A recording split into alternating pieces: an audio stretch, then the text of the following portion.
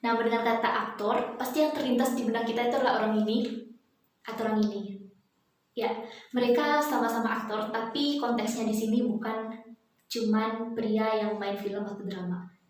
Nah, aktor yang kita bahas di sini adalah pemeran atau pelaku yang berpengaruh langsung terhadap dunia hubungan internasional itu sendiri. Secara klasik, hubungan internasional mengatur hubungan antar negara. Namun dalam perkembangannya, tepatnya setelah perang, pengertiannya semakin luas. Tidak lagi hubungan antar negara, tetapi juga negara dengan organisasi internasional, perusahaan swasta, bahkan dengan individu. Dan sebenarnya pengertian dari hubungan internasional sendiri tidak melulu tentang kerjasama bilateral, multilateral, atau regional, atau semacam interaksi kerjasama lainnya. Tapi juga hubungan internasional berkaitan dengan konflik antar aktor-aktornya. Nah, dari pengertian HI tadi atau hubungan internasional tadi udah ketahuan dong apa aja sih atau siapa aja sih aktor HI itu. Yap, jadi dalam HI secara garis besar ada dua jenis aktor, yaitu aktor negara dan non-negara. Nah, kalau aktor negara sendiri kan kita udah nggak asing lagi nih ya mengenai peranannya dalam HI. Secara aktor negara ini adalah aktor inti yang menjalankan hubungan internasional. Nah, jadi di sini kita akan membahas lebih jauh mengenai aktor negara itu. Karena kebanyakan dari teman-teman pasti masih belum tahu atau masih asing dengan yang namanya aktor non-negara. Jadi kemunculan aktor non-negara sudah dimulai sebelum Perang Dunia I. Akan tetapi kemunculannya semakin masif dan semakin banyak lagi jenisnya setelah Perang Dingin antara Amerika Serikat dan Uni Soviet usai. Di mana Amerika Serikat menjadi satu-satunya kekuatan besar dunia tanpa ada negara lain yang mampu menandinginya. Atau dalam hubungan internasional kita sebut sebagai unipolar. Maka dari itu, adanya kemunculan aktor non-negara dapat menjadi pengawas sekaligus kontrol bagi Amerika Serikat maupun negara-negara lainnya. Jadi pengertian dari aktor non-negara itu sendiri adalah individu atau organisasi yang memiliki pengaruh signifikan terhadap aspek politik atau ekonomi atau sosial budaya dan aspek-aspek di bidang kehidupan lainnya. Secara independen, tidak dipengaruhi langsung oleh suatu negara. Dan kebanyakan bahkan dari aktor negara ini bertugas sebagai pengawas dari aktor negara itu sendiri.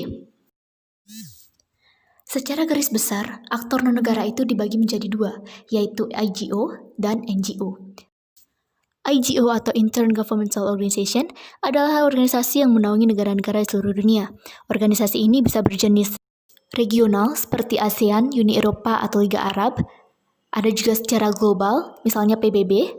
Ada juga secara ekonomi, seperti APEC atau Asian Pacific Economic Corporation, dan ada juga yang berdasarkan kerjasama pertahanan dan keamanan, seperti NATO. Bukan NATO yang ini ya, tapi NATO yang ini.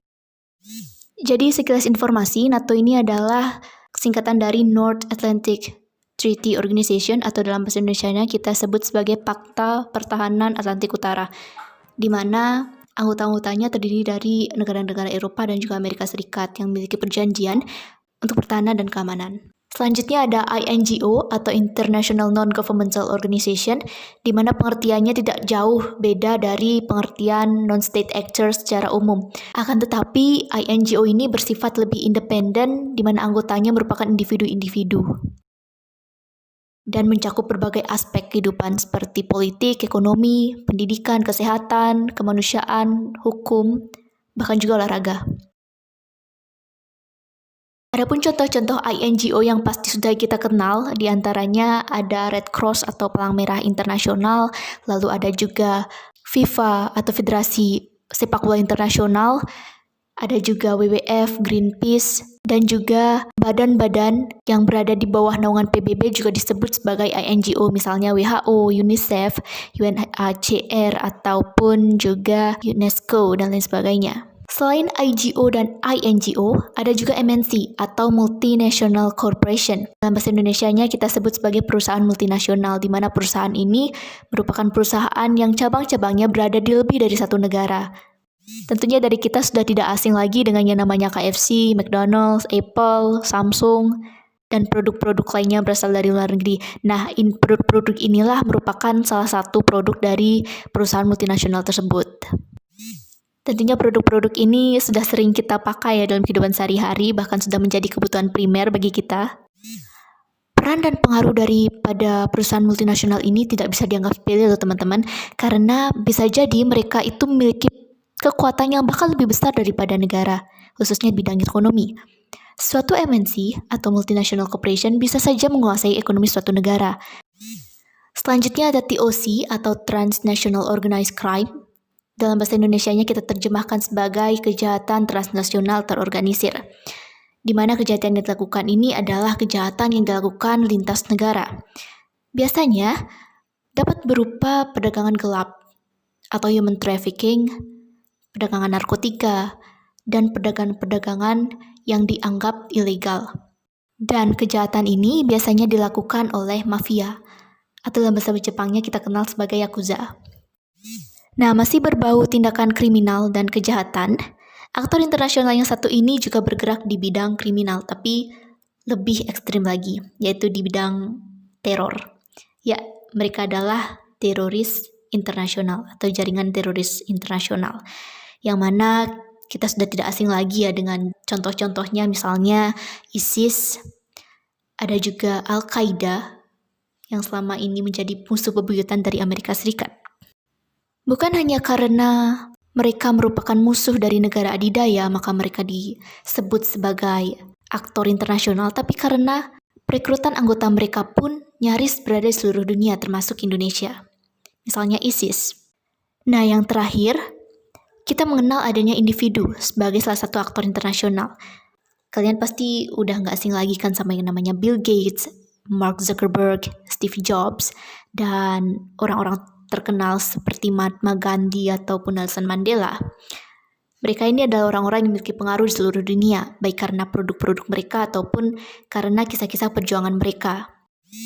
Dan ada satu nama lagi teman-teman yang harus kita bahas di sini. Seseorang yang menjadi dalang dari adanya krisis moneter di Asia Tenggara termasuk juga Indonesia tahun 1998. Dia adalah George Soros, di mana dia mampu membuat negara-negara Asia Tenggara pada waktu itu memiliki inflasi yang cukup tinggi. Ini bukan pertama kalinya dia melakukan tindakan demikian, tapi dia juga pernah melakukan hal serupa di Inggris, sehingga di Inggris dikenal adanya Black Wednesday atau Rabu Hitam. Jadi sekian teman-teman penjelasan mengenai aktor non-negara di video ini. Dan kesimpulannya bahwa aktor itu tidak selalu hanya ada di drama atau film saja, tapi di dunia ini pun juga ada aktor, baik itu aktor negara ataupun kita sebagai manusia juga merupakan aktor dari dunia ini. Karena banyak yang bilang bahwa dunia ini adalah panggung sandiwara. Jadi kita sebagai manusia adalah aktor-aktornya di dunia ini, dan mereka yang sudah dijelaskan tadi seperti aktor negara ataupun aktor negara adalah bagian dari sebagian besar aktor yang ada. Dan semoga video ini bermanfaat bagi teman-teman yang menonton. Terima kasih sudah mau mampir dan sampai jumpa.